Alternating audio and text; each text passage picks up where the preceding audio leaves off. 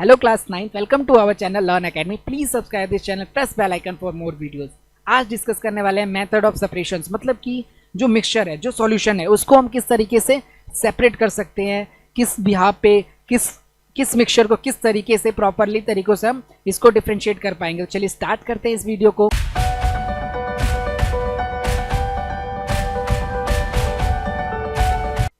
तो सबसे पहला सेपरेशन मेथड आते हैं हमारे सामने। पहले सेपरेशन मिक्सचर को हम समझ लेते हैं कि सेपरेशन क्या होता है। देखो, सेपरेशन होता है कि सॉल्यूट को अलग करना, सॉल्वेंट को अलग करना।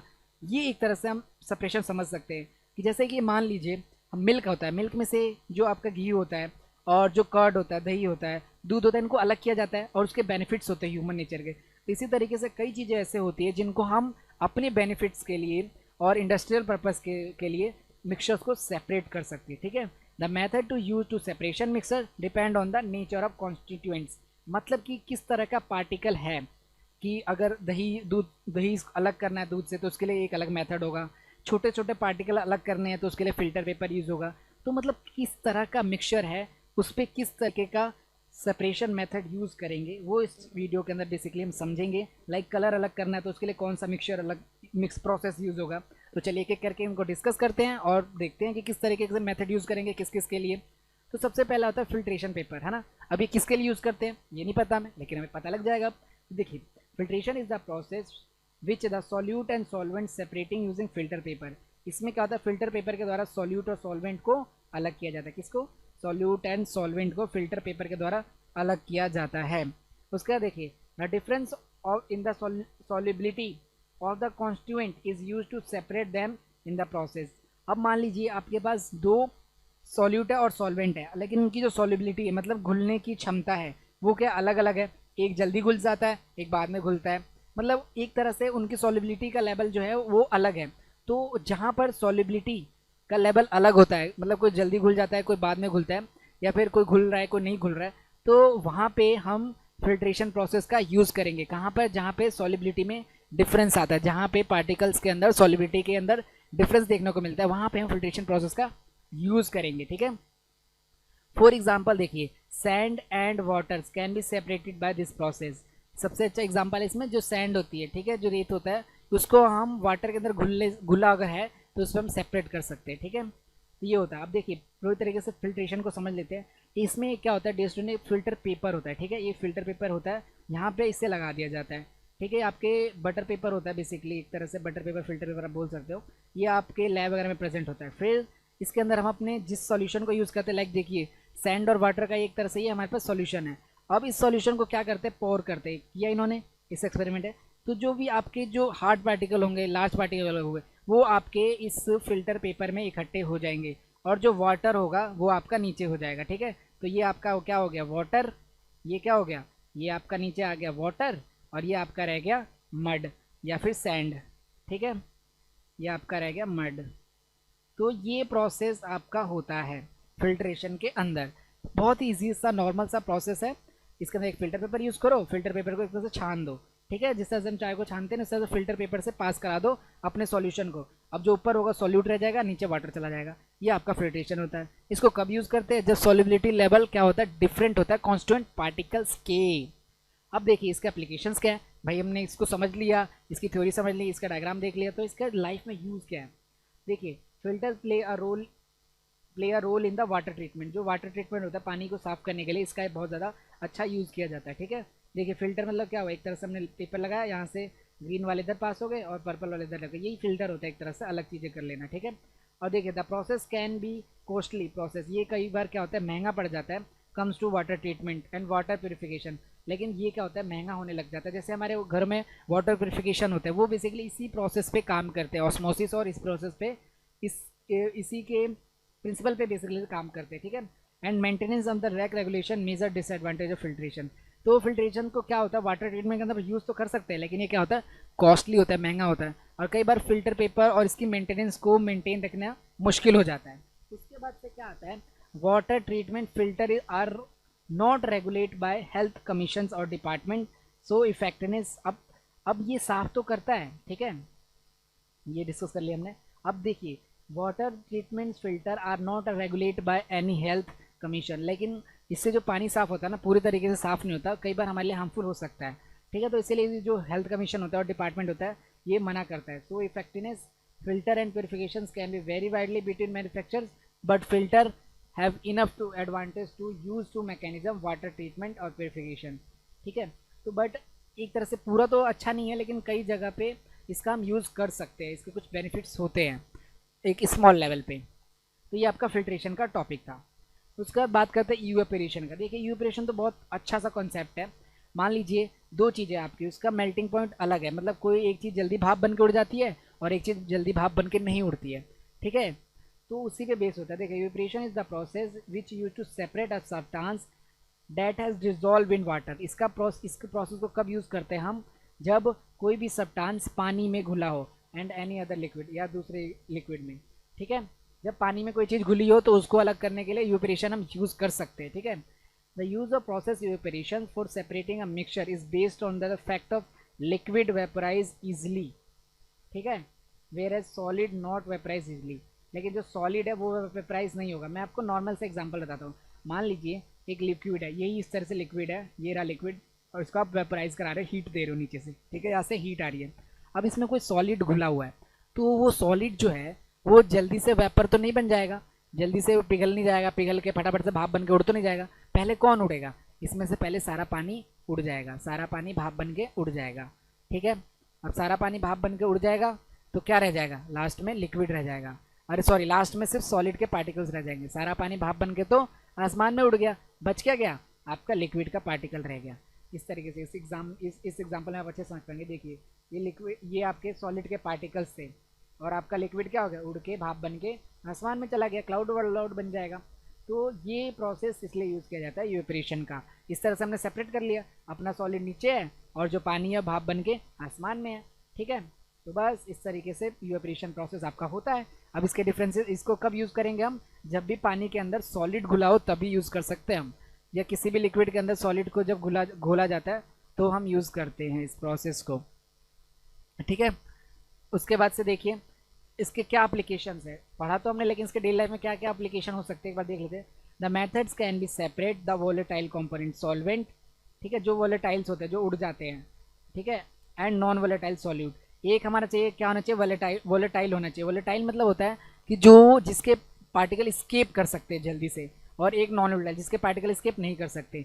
तो ये दोनों पे बेस्ड होता है, स्केपिंग और नॉन स्केपिंग वाले पे। तो आपका जो सॉल्वेंट होना चाहिए वो कैसा होना चाहिए, वोलेटाइल होना चाहिए जो स्केप कर सके, और एक होना चाहिए नॉन वोलेटाइल सॉल्वेंट जो स्केप ना करें, जो ना उड़े अपनी position. To obtain the common salt from the sea. अब कॉमन सॉल्ट जो होता है ना वो हम इसी तरीके से निकालते हैं। पानी क्या होता है, पानी भाप बन के उड़ जाता है और नीचे क्या रह जाता है, सिर्फ नमक के जो पार्टिकल है, जो कंपाउंड है वो रह जाता है। Waters as trapped in a small shallow pits, है ना, and allow to send there for a few days. अब जैसे ये पानी के हम जैसे निकालते हैं उसमें से जो एक तरह से नमक होता है आपका, वो क्या है, सॉलिड ही पार्टिकल है, सॉलिड ही होता है, क्रिस्टल है। तो वो क्या होता है, जब भी हम उसको बाहर रखते हैं धूप में तो जो आपका वाटर है वो स्केप कर जाता है, ठीक है, यू वेपराइज हो जाता है, और नमक के जो पार्टिकल है जो सॉलिड है वो रह जाता है। तो ये आपका यूवेपराइजेशन का टॉपिक था। उसका देखिए क्रिस्टलाइजेशन क्या होता है, it is the process of cooling at a hot, ठीक है, कोई भी गर्म चीज़ को जब हम कूल करते हैं अचानक से ही, concentrated solution of substance to be obtain crystal, ठीक है। तो कुछ सब्सटेंस ऐसे होते हैं जो क्रिस्टल बना लेते हैं। अगर किसी भी चीज़ को आप गर्म करो और तुरंत ठंडा कर दो, लो टेम्परेचर कर दो, बहुत ज़्यादा फ्रीज कर दो, तो वो क्या होता है, क्रिस्टल फॉर्म करता है। क्रिस्टल देखो, क्रिस्टल थोड़ा चमकीला सा, जैसे कि नमक होता है चमकीला टाइप का, तो वो एक क्रिस्टल है। इस तरीके से जो आपकी चीनी होती है, चीनी के दाने होते हैं, वो भी क्या क्रिस्टल है, तो वो चीज़ क्रिस्टल होता है। तो it is the process of cooling at a hot concentrated solution of a substance to obtain a crystal is called a crystallization, ठीक है। क्रिस्टलाइजेशन वो प्रोसेस होता है जिसके अंदर किसी हॉट सब्सटेंस को हम अचानक से कूल कर देते हैं, किसी सॉल्यूशन को, ठीक है, उसे हम कहते हैं crystallization. Crystallization is used to obtaining a pure solid substance from the impure sample. अब कुछ ऐसी चीज़ें होती है जो इम्प्योर सैंपल्स होते हैं, ठीक है, उसमें से अगर, या फिर इम्प्योर सॉल्यूशन है, ठीक है, कुछ इम्प्योर सॉल्यूशन या कुछ इम्प्योर सब्सटेंस में से हमें solid substance, pure solid substance अगर पाना हो, निकालना हो, तो हम क्या यूज़ करते हैं, क्रिस्टलाइजेशन यूज़ करते हैं। याद रखो, इम्प्योर में से प्योर सॉलिड को, सॉलिड का यूज़ किया जाता है, ठीक है, वो होता है क्रिस्टलाइजेशन। एग्जाम्पल देखो, salt we get from the sea water can have a many impurities in it. जो भी हम सॉल्ट निकालते हैं ना, किस में से, सी वाटर में से, ठीक है, समुद्र में से, तो उसमें क्या होता है, बहुत सारी इम्प्योरिटीज टू रिमूव करते हैं। रिमूव करने के लिए उन इम्प्योरिटीज़ को क्रिस्टलाइजेशन का यूज़ किया जाता है। इसीलिए हमारा वाटर क्या होता है, क्रिस्टल होता है। इसको अचानक से हॉट किया जाता है, फिर अचानक से ठंडा कर देते हैं तो क्रिस्टल फॉर्म हो जाता है। उसका देखिए एप्लीकेशन, मतलब इसके डेली लाइफ में क्या यूज़ है। The most of the particles the most of the practicals usage of crystallization should be salt crystallization. ज़्यादा से ज़्यादा इसको सॉल्ट इंडस्ट्री में यूज़ किया जाता है, salt crystallization. It is the most cost effective, मतलब सस्ता टाइप का होता है, way to produce the event salt today. आज के टाइम पे सबसे सस्ता और बेहतरीन तरीका माना जाता है क्या प्रोड्यूस करने का, नमक प्रोड्यूस करने का। इसका एक अदर एप्लीकेशंस अगर हम देखते हैं, अदर यूज करते हैं, including compound purification and crystal production. It quite a common product sample material by the crystallization, specially salt powder chemical. जो सॉल्ट पाउडर केमिकल वगैरह है वो क्रिस्टलाइजेशन से प्रोड्यूस किया जा रहा है आज के टाइम में ज़्यादातर। It is also use in a large scale to produce a food additives. Food additives होते हैं कुछ, उनको यूज़ करने के लिए क्रिस्टलाइजेशन का ज़्यादा यूज़ किया जा रहा है। देखो इसका एक्सपेरिमेंट क्या है, पहले क्या किया जा रहा है, इसको हीट किया जा रहा है। एक चाइना डिश ली जा रही है, उसमें इसे हीट किया जा रहा है। हीट करने के बाद देखो चाइना डिश को यहाँ पे लाएगा, कॉपर सल्फेट रखा, क्रिस्टल बन जाएगा। क्यों? क्योंकि ये अब इसको कूल किया जा रहा है, ठीक है। पहले हीट किया जाता है, फिर कूल किया जाता है, उसके बाद से ये क्रिस्टल फॉर्म कर देता है। तो ये आपका क्रिस्टलाइजेशन प्रोसेस था, ठीक है। इसका यूज़ क्यों क्या है, बेसिकली सॉल्ट प्रोड्यूस में है, और इसमें क्या होता है, इम्प्योरिटीज से प्योर सॉलिड यूज़ करते हैं। ये आपका क्रिस्टलाइजेशन था। उसके बाद से देखिए क्रोमेटोग्राफी। क्रोमेटोग्राफी बहुत ही बेहतरीन प्रोसेस है आपका, और इजीली समझ आ जाएगा आपको। क्रोमेटोग्राफी का यूज़ होता है बेसिकली स्टूडेंट्स कलर को डिफ्रेंशिएट करने के लिए। देखो आपको एक ना पेपर दिया जाता है, बटर पेपर होता है वो, उसमें एक मार्क कर दो कलर को, ठीक है। यहाँ पे जैसे डॉट डाल दिया, अब उसको हमने क्या किया, एक वाटर सॉल्यूशन में डालो, और वो एक वाटर सॉल्यूशन ही बेसिकली ये किस चीज़ का सॉल्यूशन होता है, ठीक है, नॉर्मल सा वाटर होगा, डिस्टिल वाटर भी आज यूज़ कर सकते हो आप। अब उसके अंदर डाल दो, थोड़ी देर बाद देखोगे ना तो उसके अपने आप ही कलर सेपरेट होने लगेगा। ये प्रोसेस को आप देख के ना पूरी इस इमेज से समझ सकते हो। इसमें क्या हुआ, पहले तो इसको डाल दिया हमने, ये लिया, इस पर एक इंक का डॉट डाला, और धीरे धीरे आप देखोगे ना तो वाटर चढ़ता जाएगा, मतलब ऊपर की तरफ, और जो कलर होगा वो डिफ्रेंशिएट होता जाएगा। यहाँ पे अलग कलर रह जाएगा, फिर ऊपर अलग कलर हो जाएगा, ऊपर अलग कलर हो जाएगा। यही आपका क्रोमेटोग्राफी था, ठीक है। अब हमने ये चीज़ समझ ली। अब इसको डेफिनेशन देखते हैं। Chromatography is a technique use to separation the दो solute that dissolve in same solvent is very small quantities. जब क्या होता है, वो सॉल्यूट, ठीक है, वो सॉल्यूट और सॉल्वेंट, मतलब सॉल्वेंट एक जैसे ही होते हैं कभी कभार, और स्मॉल क्वांटिटी में वो मिक्स होता है, तो इसका हम यूज़ करते हैं, ठीक है। Solute that dissolve in the same solvent, वो सॉल्यूट जो सेम सॉल्वेंट में डिजॉल्व होता है स्मॉल क्वांटिटीज में। And the most common being paper chromatography, जहाँ पे हम किसका यूज़ करते हैं ज़्यादा से ज़्यादा, क्रोमेटोग्राफी पेपर का। This separation is based on the fact to the two और more substances are soluble in same solvent say water but the solubility may be different.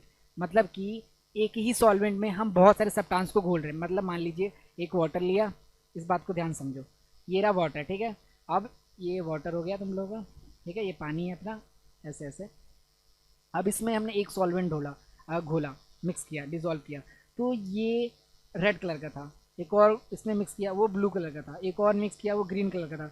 तो एक ही सॉल्वेंट में हम बहुत सारे सॉल्यूट डिजोल्व कर रहे हैं ना, लेकिन स्मॉल क्वांटिटी में। तो जब हम बहुत सारे सॉल्वेंट एक ही सॉल्वेंट में डिजोल्व करते हैं, तो वो उनकी सॉल्युबिलिटी लेवल अलग होता है। रेड कलर में भी जल्दी मिक्स हो जाए, ब्लू कलर बाद में मिक्स हो, मे बी ग्रीन कलर बाद में मिक्स हो।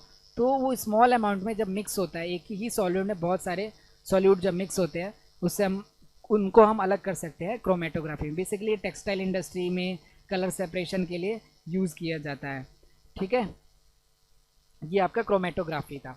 इसका एप्लीकेशन देखिए, reactions use to cause each different size of molecules, liquid compound is separated into other parts piece of paper, ठीक है। अब इसमें हम कलर वगैरह को डिफ्रेंशिएट करने के लिए यूज़ करते हैं क्रोमेटोग्राफी।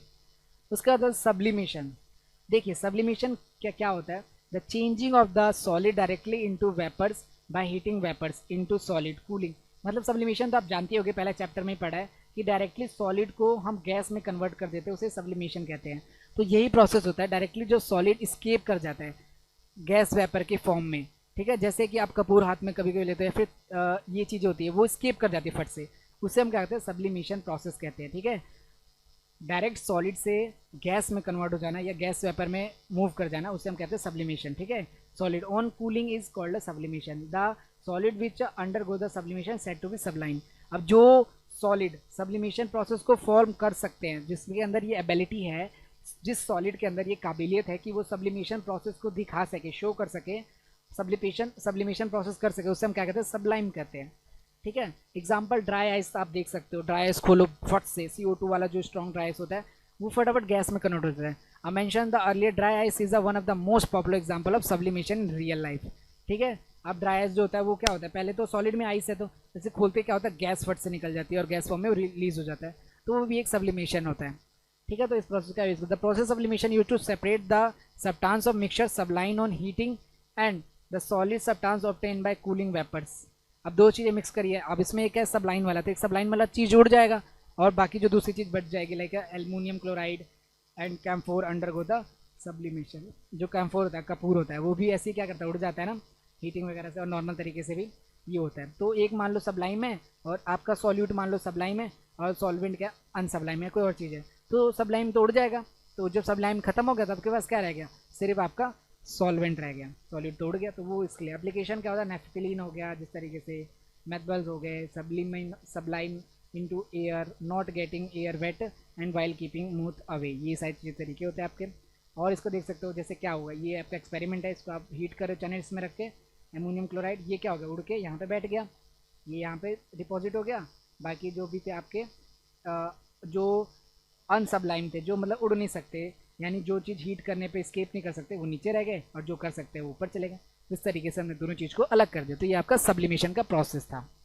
उसके बाद देखिए सेंट्रीफ्यूगेशन क्या होता है। सेंट्रीफ्यूगेशन बहुत इंपॉर्टेंट है, तो इसकी डेफिनेशन को आप जरूर नोट करेंगे और बहुत बार पूछा जाता है आपसे एग्जाम में, वो दे देगा टॉपिक, ऐसे बोल देगा कि ये चीज़, ये सब्सटेंस है, इसको किस प्रोसेस से अलग करेंगे। तो हम अभी तक जो 5 प्रोसेस पढ़ चुके हैं, ये छठा हम पढ़ने जा रहे हैं, तो इनमें से आपको बताना होगा कौन सा प्रोसेस उस पर अप्लीकेबल है।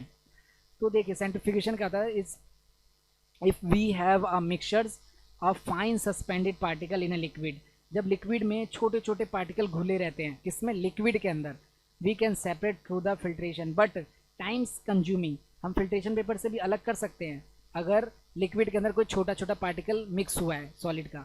द प्रोसेस ऑफ सेपरेट, वो टाइम लगता है उसमें फिल्ट्रेशन, लेकिन यही प्रोसेस अगर सेंट्रीफ्यूगेशन से किया जाए, अगर हम सॉलिड, जो सॉलिड या छोटे छोटे पार्टिकल लिक्विड में मिक्स हैं, उनको हम सेंट्रीफ्यूगेशन प्रोसेस अगर यूज़ करें तो आसानी से मिक्सचर्स को हम अलग कर सकते हैं, ठीक है।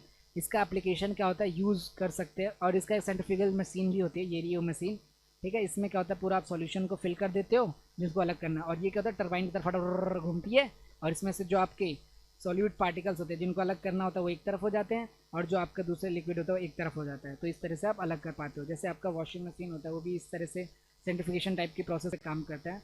अब इसका यूज़ किस लिए, use to diagnose in the blood and the urine test, urine test और ब्लड टेस्ट में भी सेंट्रीफ्यूगेशन प्रोसेस का यूज़ किया जाता है। यूजिंग डायरीज, दो आपके डायरी होती है, डायरीज मतलब जहाँ पे ये घी दूध मक्खन वगैरह मिलता है ना, मदर डायरी हो, सब गोपाल डायरी, सब चीज़ें होती हैं वहाँ पे। तो बटर को अलग करने के लिए, देखो बटर और कर्ड को अलग करने के लिए सेंट्रीफ्यूगेशन का यूज़ करते हैं, याद रखो, बटर और कर्ड को अलग करने के लिए किस प्रोसेस का यूज़ करते हैं हम, मिल्क से सेंट्रीफ्यूगेशन का, किसका, सेंट्रीफ्यूगेशन का यूज़ होता है हमेशा बटर और कर्ड के लिए, याद रखने का बिल्कुल ये बात। थर्ड क्या है, using a machine in a sequence of the out of water and from the white cloth, जो ये चीज़ें होती है, वॉशिंग मशीन वगैरह होता है, वहाँ पे भी यही प्रोसेस काम करता है। एप्लीकेशन ऑफ सेंट्रीफ्यूगेशन देखिए, this is the technique to using the washing and the sequence of the water, ये वेट वाटर उसमें वॉशिंग मशीन में यूज़ कर लेते हैं इसका।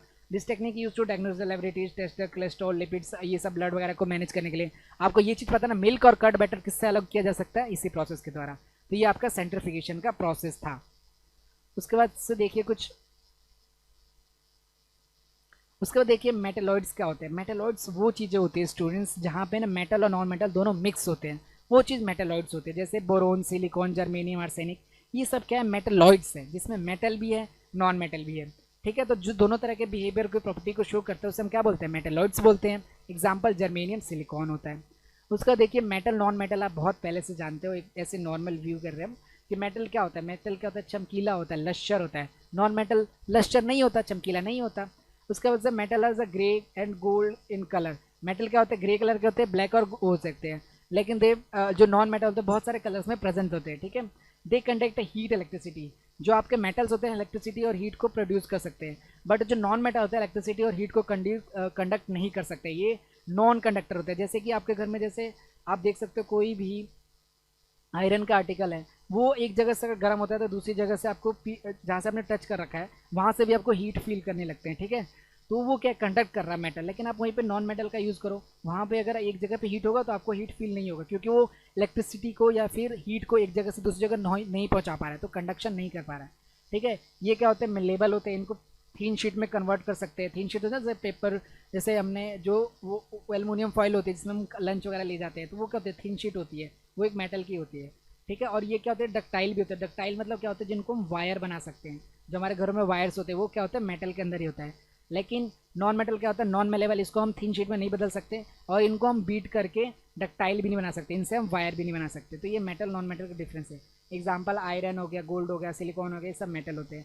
नॉन मेटल में आपके क्या हो गया, नाइट्रोजन हो गया, ऑक्सीजन हो गया, कार्बन, कार्बन में भी नॉन मेटल में ही आता है कार्बन। तो ये सारे के सारे आपके एग्जाम्पल हो गए मेटल और नॉन मेटल के।